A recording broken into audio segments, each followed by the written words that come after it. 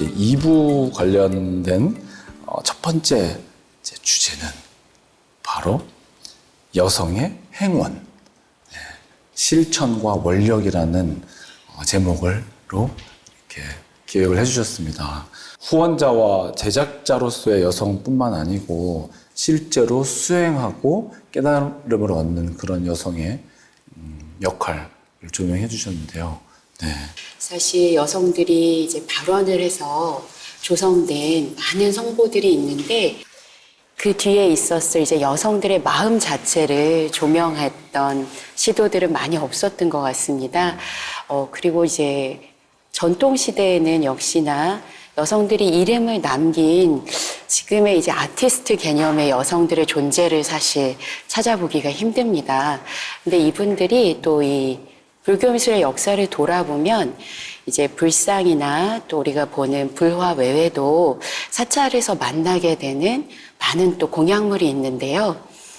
여성으로서 할 수 있는 자수와 또 바느질, 또 여성의 일이라고 생각되기도 했었는데 이러한 이제 여성들이 가진 기량을 활용해서 자수로 불화를 조성하기도 하고 또 본인이 직접 사경을 쓰기도 하고 이렇게 사실 제작자로서도 많은 공헌을 했습니다. 그래서 이와 같은 공헌을 좀 돌아보는 의미에서 여성의 행원이라는 주제로 정했습니다. 그래서 딱 들어가자마자 묘법 연화경 금리사경을 쫙 멋있게 이 배치를 하셨더라고요.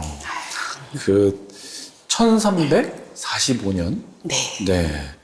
이 걸작 감지금리 묘법 연화경에 대한 말씀을 좀 부탁드립니다. 네. 이번 전시를 통해서 선보일 수 있어서 굉장히 오랫동안 설레이고 이제 마음이 이제 기뻤던 성보이기도 한데요. 이제 오셔서 많은 관람객들이 감탄을 하시는 포인트가 또 여러 가지가 있습니다. 일단 이 감색의 감지 위에 변상도와 또 경전의 글귀가 전부 금빛 찬란하게 이렇게 적혀 있습니다. 근데 저희 고려시대 하면 또 팔만대장경, 모두 다 아시는 팔만대장경처럼 인쇄술이 워낙 발전했기 때문에 더 이상 이제 부처님 가르침을 이제 후대에 전하고 널리 퍼뜨리기 위해서 사경을 하던 시대가 아니거든요. 이제 그런 만큼 공덕을 쌓고 수행을 하는 의미에서 사경을 했었는데요. 공덕을 쌓기 위한 불사다 보니까 가장 최고의 재료, 또 가장 기량이 뛰어난 이제 화가가 이 사경을 하게 되면 아마도 정말 무량한 공덕을 쌓을 수 있다고 믿었던 것 같습니다. 그래서 변상도의 그림도 너무나 정세하고 아름답고 또 무엇보다도 7권이 모두 다 전하는 완질이기도 하고 7권의 마지막에 이 사경을 발원했던 또 이제 행원의 주체였던 이 여성의 간절한 마음이 또 그 안에 담겨 있습니다. 보니까 제가 우리 진한국 대부인 김씨 귀족 왕족이시죠. 발원문을 제가 봤습니다. 발원문을 봤는데 화두입니다. 이처럼 높은 지위에 계신 부인께서 왜 다음 생에 남자의 몸으로 태어나기를 발언했는지 이런 발언문이 있더라고요. 이런 말씀을 요즘에도 가끔씩 듣는데 의문이 듭니다. 특히 요즘 이제 젠더의 패러다임이 바뀌는 시대인데 다음 생을 기약하면서 공부를 하고 수행을 하는 것과 또 우리가 사실 출가 딱 하면은 견성성불의 목적이라고 하는데요, 스님께 여쭤보고 싶은 게 견성성불의 발언과 극락왕생의 발언을 우리가 차이를 둬야 되는지 뭐가 옳고 그름을 둬야 되는지와 관련해서 스님 소견을 부탁드립니다. 우리 불국사에 가면 이제 밑에서 보면은 올라가는 계단이 두 군데가 있어요.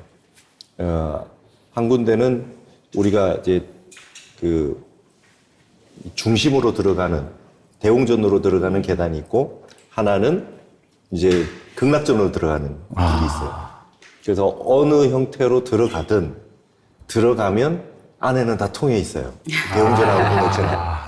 근데 수행을 해서 이 생에 부처님처럼 성불해서 한다는 그 도노 이렇게 단박에 견성 성불한다라고 하는 것이 쉽지 않잖아요. 누구나 다 할 수는 없기 때문에 많은 중생들에게 펼쳐진 게 이제 서방정토 극락 왕생이라는 개념이고, 그래서 연불만 해서도 이 극락 세계에 가게 되면 거기에서 이제 깨달음의 세계는 가깝다는 거죠. 네. 그래서 그런 형태로 많이 돼 있어서 이 우리 한국 불교의 역사에서도 보면 아미타 신앙, 이 신앙이 처음에는 미륵 신앙처럼 성불하는 이 그런 내용들이 많이 등장하다가 이제 아미타 신앙, 그리고 아미타 세계로 인도하는 관세음보살, 네. 이런 이제 신앙들이 같이 되면서 한 중생도 거르지 않겠다.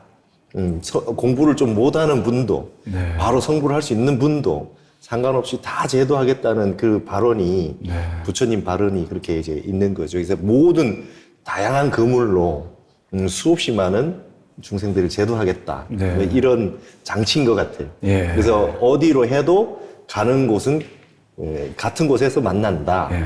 뭐 그런 거 아닌가. 그래서 산의 정상을 가는데 그렇죠. 직선 코스로 제일 빠른 길로 팍 가는 길도 있지만 예. 경치도 구경하면서 돌아가서 다니면서 그럼요. 다녀도 결국에 만나는 곳은 그렇죠. 정상이다. 야, 스님 역시 스님 문수보살의 화신이라고 해서 아니요. 이 떠도는 스님 그래서 네, 감사합니다. 이게 굉장히 그 다양한 방법으로 그 사람들에게 부처님 말씀을 전하기 위해서 옛 스님들은 노력을 엄청 했던 것 같아요.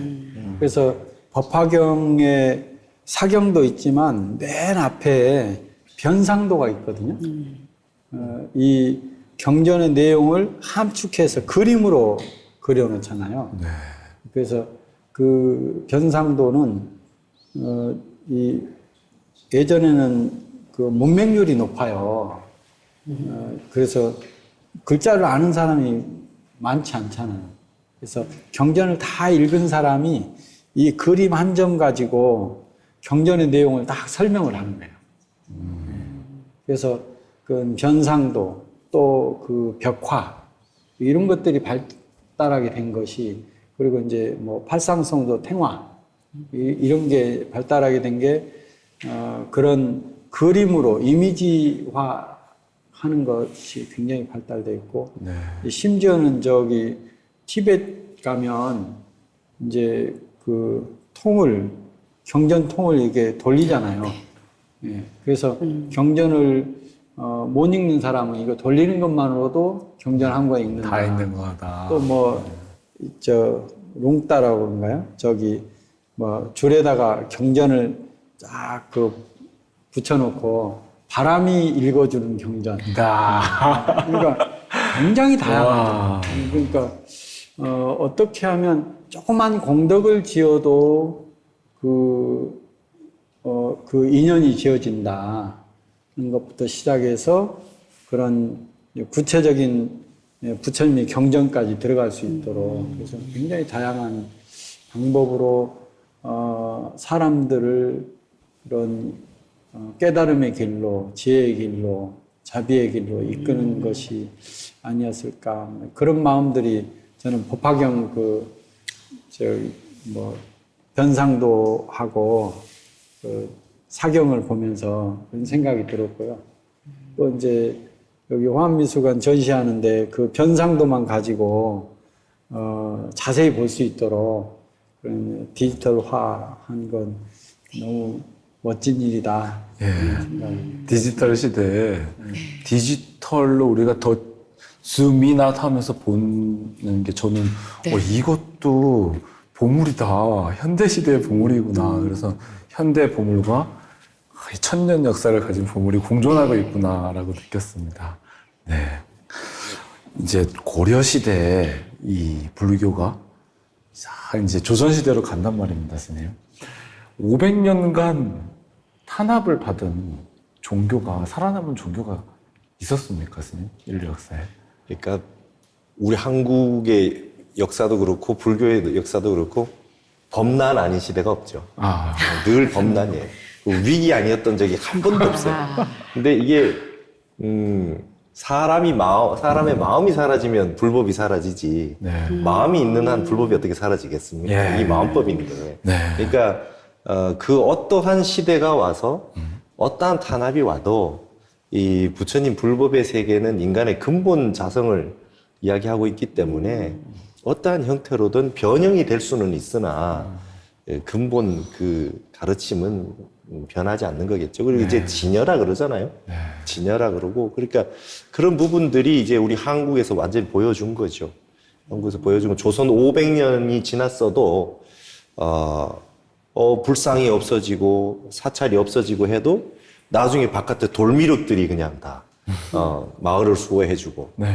그러고 있다가 다시 또 불상들이 살아나고, 네. 그런 과정들이 끊임없이 이제 생겨나는 방식이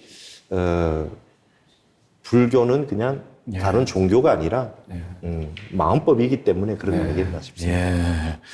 그러니까 조선시대 이렇게 탄압을 받는 와중에도 또 왕족, 특히 왕 중에서 세종대왕께서 이 한글을 만드시면서 첫 한글로 만든 책이 스님? 석보상절에다가 세종대왕이 거기다 이제 그 월인 청강지곡을 붙인 월인 거죠. 청강지곡. 네, 그래서 이제 월인 석보가 이제 탄생하게 되는 것이죠. 네. 이제 본래는 이제 수양대군이 어머니를 위해서 그 석가보라고 하는, 그러니까 석가모니 부처님의 일대기를 한문본들을 다 모아요. 그래야 당신이 다시 편집을 한다고. 책을 한 권 내는 게 석가보거든요. 네. 그걸 세종대왕이 보시고는, 야, 이거 저기 지금 문민정음 한글로 이걸 한번 써봐라. 그래가지고 이제 석보상절이 써지는 거거든요. 근데 굉장히 그 자세하게 그 월인석보에 석가모니 부처님 일대기를 쫙 쓴다고요. 그러니까 이제 월인석보를 잘 풀어가지고 그림으로 표현한 게 팔상성도인 거죠.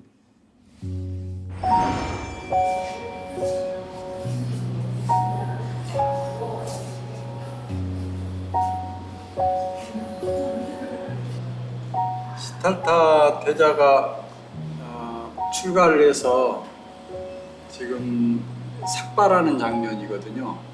근데 이 유성 출가상 중에서 이 조선 초기에 이 불화 작품은 시달타 태자가 출가하고 그 이후의 장면보다는 출가하고 난 뒤에 왕궁에서 벌어진 일을 아주 자세하게 그려놓고 있어요. 그래서 정말 특별하고요. 그 석보상절에 나와 있는 그 내용이 주로 이 왕궁에서 벌어진 내용들이 자세하게 설명돼 있어서 이렇게 유상출가상을 그린 것 같아요. 여기에 보면 이제 출가하고 난 뒤에 마부가 외로운 말 한 마리를 들고 찾아오는 장면, 돌아오는 장면이고요. 그리고 이제 신하들이 횃불을 들고 태자를 찾아다니는 장면이고, 또 출가하고 난 뒤 그 소식을 전해들은 정반왕은 슬피 그 소식을 전해 듣고 앉아 있는 장면이기도 하고, 또 여기 장면은 이제 빈 의자가 2개 있어요. 이거는 이제 시달타 태자의 의자이고, 하나는 바로 태자 비의 야쇼다라 공주의 자리인데, 출가하고 난 자리에 정말 슬퍼하는 그런 야쇼다라 공주의 그런 모습들이 그대로 그려져 있고요. 또 그 궁녀들도 슬피 우는 모습들이 있고, 그리고 이제 제일 하단에 있는 이 장면은 바로 이제 마부가 이제 그 시달타 태자의 그런 이제 마지막 물건들을 정반왕에게 보여주는 장면이거든요. 그때 이제 슬피 우는 슬픈 표정의 왕의 모습을 볼 수 있고, 한 분이 출가한다고 하는 것이 이제 성스러운 표현이기도 하지만 또 한쪽에서는 가족들은 그걸 그 슬픔을 감내하고 또 기대함을 이제 그 허망해 하는 이제 그런 것들이 표현되어져서 중요한 의미를 갖지 않나 뭐 이런 생각을 합니다. 이제 가령 예를 들자면 석가모니 그 출가도가 있거든요. 출가도가 있는데 석가모니 우리는 출가해서 석가모니 부처님이 또 그 다음에 어떤 수행을 했는가, 뭐 어떤 고행을 하고 6년 고행을 한 내용들이 뭐 스승을 찾아가는 내용이라든지 이런 게 쭉 펼쳐지잖아요. 네. 이 시각이 부처님에만 초점이 있어요. 그런데 그 석보상절은 또 그 출가도에 보면은 석가모니 부처님이 이제 태자로 출가하고 난 뒤에 왕궁의 모습들, 요걸 아주 자세히 묘사돼 있어요. 뭐 그 소식을 들은 정반왕은 마음이 어땠는가? 또 그 소식을 들은 야쇼다라 공주는 어떤 슬픔이 있었는가? 뭐 이런 내용들이 있는 거죠. 그래서 그 석보상절도 대단하지만 그걸 그림으로 표현한 거, 네. 조선 초기에 이 출가도를 보면서 굉장히 그 감명이 깊었고요. 거기에서 그 뭐 전반기에는 2점이 같이 네. 나왔었는데 탄생도는 돌아가고 다시 그걸 모사해서 그린 일본의 그림이 걸려져 있고 출가도가 있는데 그게 어느 시대, 아니 조선 초기이긴 한데 몇 년도 좀 그림 안에 사실 기록이 없어서 이게 언제 그려진 거냐, 그 이견이 지금 분분한데요.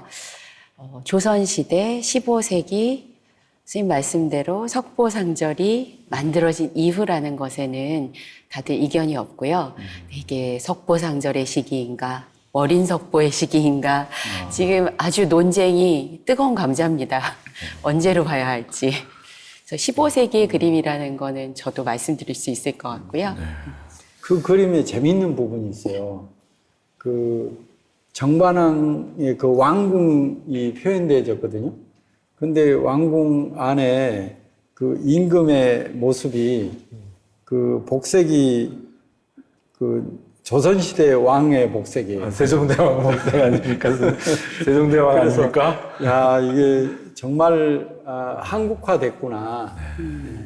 부처님 일대기도 한국화되고 또 파상성도도 굉장히 한국화됐구나. 뭐 이런 생각이 들었어요.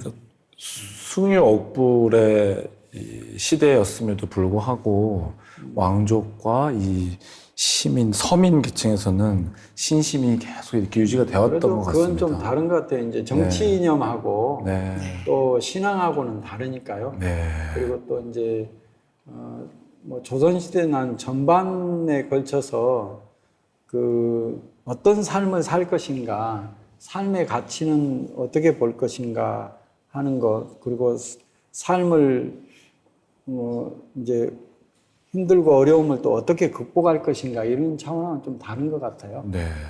그래서 조선시대 전반적으로 마음에 있어서는 민중들이 불교에 의지하고 또 부처님의 가르침에 의지하고 이것은 큰 흐름 속에 있었다고 저는 생각이 들어요. 네.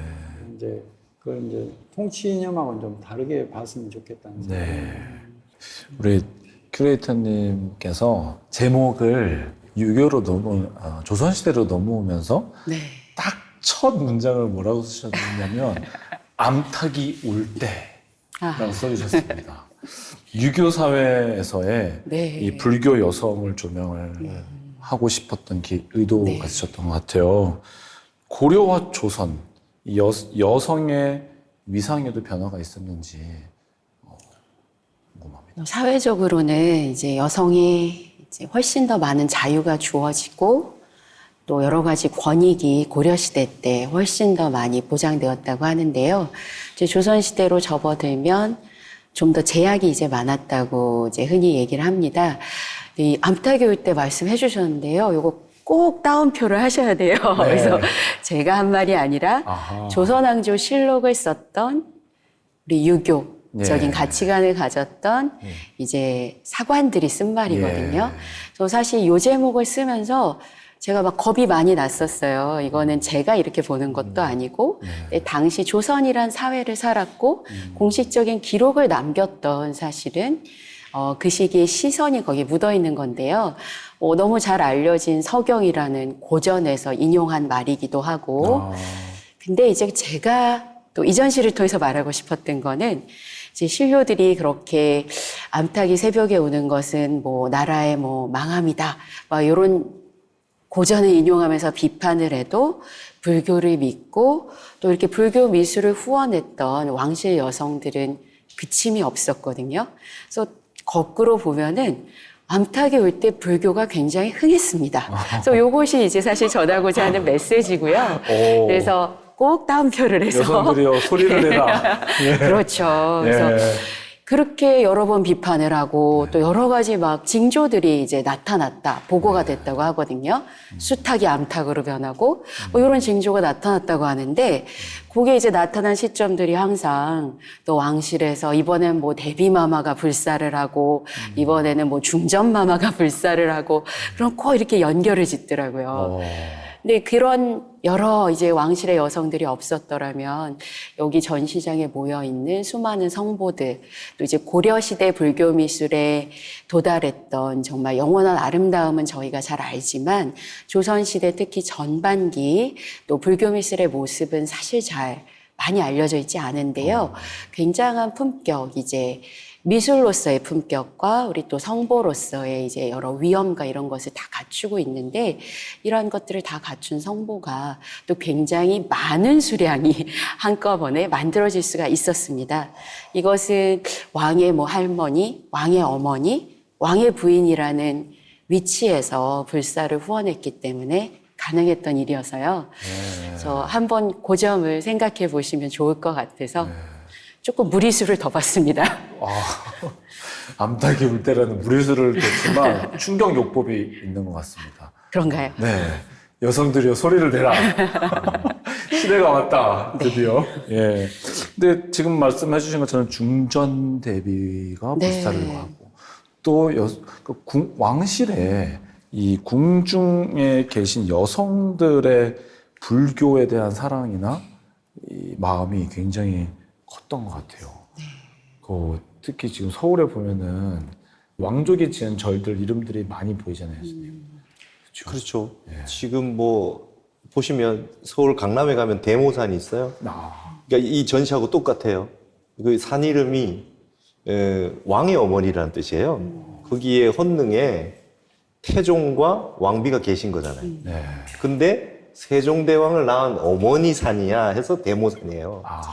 그러니까 그것처럼 우리 불교에 진짜 이 불사를 하시고 이렇게 지켜왔던 그러니까 조선 시대에도 왕비 한 분으로 인해서 내불당이 생겨나고 불교가 지켜지고 불교가 흥하고 봉은사 봉자 들어가는 형태는 전부 다 봉선사, 봉국사, 봉은사 전부 왕릉의 원찰이잖아요. 국자가 들어가는 그렇죠. 국자도 들어가고 이게 다 그렇게 했던 것이고 아무리 왕조가 바뀌어도 그 민간인들의 모든 신안과 마음의 형태를 일시에 바꾸기는 어려우니까 그래서 그런 형태가 그대로 남아 있는 것이고 그러니까 이제 여성 성불론 같은 거 저도 오늘 굉장히 재밌게 본 게 법화경 금리사경에 8세 용녀 성불하는 변신하는 모습을 그림으로 그린 걸 처음 본 것 같아요.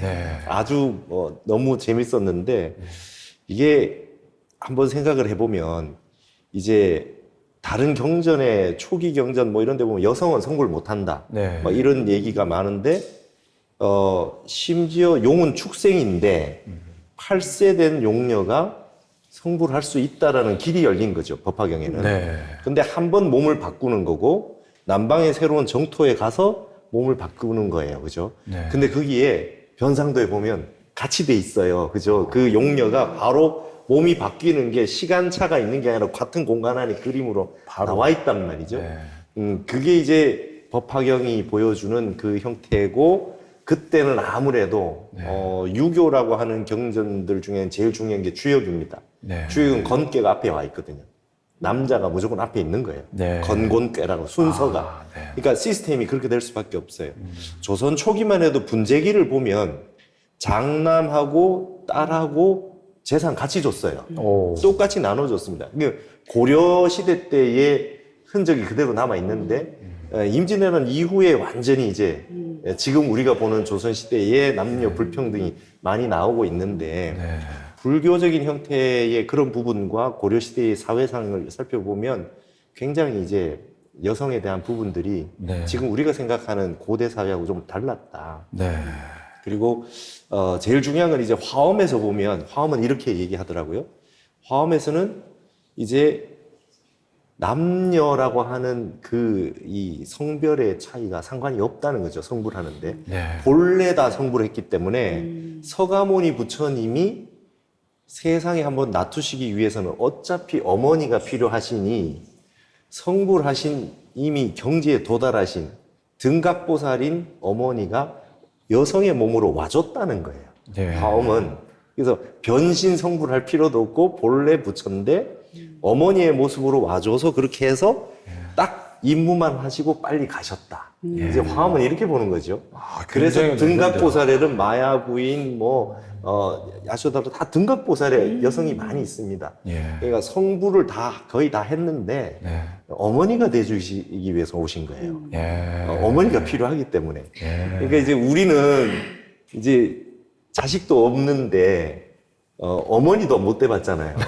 그러니까 우리 선생님 아드님이 또 상중에 있다고 하시는데 우리는 그런 게 하지만 어머니의 사랑을 받아봤잖아요. 예. 그러니까 마음을 아는 걸 통해서 유추할 수 있듯이 경전들의 성불도 어머니의 많이 이제 여성이라고 하는 부분의 사랑을 통해서 자비라고 하는 형태를 보여주는 부분들이 네. 가장 사람들이 생각할 수 있는 자비의 궁극이 아니겠어요, 그죠? 네. 그래서 뭐 성모 마리아나 관세음보살님이나 다 같은 어떤 인간이 사유할 수 있는 최고의 자비를 나타내는 부분인 것 같고, 그런 의미에서 이번 전시가 보여주는 그런 내용은 암탉이 울면이라는 건 이젠 암탉이 왜 울겠어요? 이 수탉이 못 울기 때문에 암탉이 우는 겁니다. 그러니까 이제 세상이 바뀌었기 때문에 이제 그런 부분을 이제 현대적으로 어떻게 우리가 이 부처님의 말씀을 재해석하느냐, 예. 이제 우리 과제가 남은 것 같아요. 예. 예. 아, 스님 말씀을 지금 딱 그 아주 무거운 화두인데 여성 성불론 꼭 이 말씀 에피소드 하나 있는데요. 공유하고 싶은데 제가 미국에 있었을 때 우리 숭산 큰 스님 회상에 있었을 때였어요. 근데 그때 대학생들 청년들이 같이 살면서 수행하고 매일 아침에 소참 법문을 해주셨었거든요. 근데 어떤 미국 여자아이가 친구가 어디선가 그 경전의 그 구절을 읽은 거예요. 여자는 성불할 수가 없다라는 걸. 그날 아침에 숭산 큰 스님께 질문이 있습니다. 여자는 성불할 수 없다고 경전에 나왔는데 사실입니까? 물어봤는데 숭산 스님께서 사실이야 한 거예요. 그래서 그날 밤에 짐을 다 싸서 여자애가 다음날 막 울면서 스님한테 가서 여자는 성불도 못하는데 왜 지금까지 나를 수행을 시켰냐. 그래서 이 짐을 싸서 이제 딱 가려고 하는데 스님께서 야, 일로 와봐. 그러더니 너 여자였어? 그 말씀을 딱 하는 순간 그 여자애가 눈물을 확 흘리면서 짐 다시 풀고 정말 열심히 수행을 했다는 이야기가 있고요. 그분이 결국에 이 선사 자격증까지 받은 지금 제일 큰 어른 역할을 해주시고 있는 숭산 큰 스님 제자 중에 지금 일본이라고 합니다. 이 말씀을 스님 말씀 들으면서 생각이 나서 꼭 드리고 싶었습니다. 네, 스님 이 대선배님, 스님 두 분을 모시고 우리 또 이렇게 정말 모멘텀, 이 시대의 모멘텀을 체인지하게 해주는 여성을 처음 조명해 주신, 기획을 해주신 우리 히로인 큐레이터님 정말 감사드리고, 또 우리 금강 스님께서 이번에 저도 불러주셔가지고요, 너무 좋았는데 지금 계속 몇 번을 오신지 모를 정도로 빛내주셨습니다, 스님. 네. 이제 이 전시가 뭐 만들어지기까지 정말 어려운 걸 좀 알고, 또 다시는 또 이런 전시가 없거든요. 그래서 많은 사람들이, 또 많은 불자들이 이 전시를 봤으면 좋겠다. 그리고 이제 내내 관람하면서 자비를 생각했어요. 이런 전시를 만든 것도 그 자비의 마음으로 사람들에게 이 마음을 전달하기 위한 것이 자비인 것이고, 또 그 안에 여성과 어머니와 관세음보살이 다 나오잖아요. 그게 다 자비구나, 이런 생각이 들었어요. 결국에는 우리가 수행을 하는 이유가 바로 이 자비 실현이잖아요. 그리고 또 함께 더불어서 사는 데에서는 가장 자비가 필요한 시대이기도 하고요. 그래서 너무나 고맙다 하는 마음으로 자주 오게 됐습니다. 네. 너무 감사합니다. 네, 감사합니다, 스님. 그리고 우리 문광 스님께서 피날레를 장식해 주셔가지고 이렇게 또 좋은 법문해 주셔서 감사합니다. 저 너무 감사합니다. 제가 이게 와보겠다 하면서도 막 이렇게 시간이 쫓겨서 못 왔는데, 네. 그래도 제가 복을 좀 지었는가. 마지막에 이 좋은 네. 전시를 보고 이렇게 좋은 자리에 함께 초대해 주셔서 너무 감사하고, 이렇게 멋진 전시를 기획하고 준비해서 많은 대중들에게 전 세계의 진짜 멋진 작품들을 한 곳에 모아서 이렇게 전시해 주시고 이렇게 힘써 주셔서 너무 감사하고, 다시 한번 한국인으로 이 생에 이번 시대에 산다는 게 자긍심이 느껴질 정도로 이번 전시에서 또 그런 걸 한번 느껴서 기쁘고 감사했습니다. 이런 전시가 우리 금강 스님께서 이런 전시는 다시는 없을 전시라고 말씀해 주셨는데 따르지 않겠습니다, 스님 말씀. 다시 한번 더 좋은 전시를 해주실 거죠? 잘 준비해 보겠습니다. 늘 큐레이터들은 또 새로운 전시를 또 생각하잖아요. 네. 그래서 아마 이번 전시보다 또 멋진 전시를 또 준비하고 있을 거라고 저는 생각이 들고, 그때 또 이렇게 만났으면 좋겠어요. 그래서 오늘 가시기 전에 사실은 마지막 이 에피소드 이벤트가 하나 있습니다, 스님. 아까 제가 관장님과 살짝 말씀을 나눴는데요. 저희 스님들 가실 때, 절에 가실 때요, 딱 오늘 나온 92점의 작품 중에 한 개씩 가져갈 수 있으시다고. 집으로, 절로. 네. 선생님 농담인데 이렇게 진지하게 너무 진짜 아니고요. 마음으로. 절에 돌아가실 때 내가 이 92점의 작품 중에 딱 한 점만 우리 절에 가져갈 수 있습니다, 선생님. 네. 하나 골라주셔야 됩니다. 백제 관음의 미소를. 네. 스님 자차 1번이시라요. 스님부터 저기 드릴라 했는데 딱 이미 아시고, 네. 빨리 정해버려야 돼. 네. 네. 백제 관음의 미소, 금동.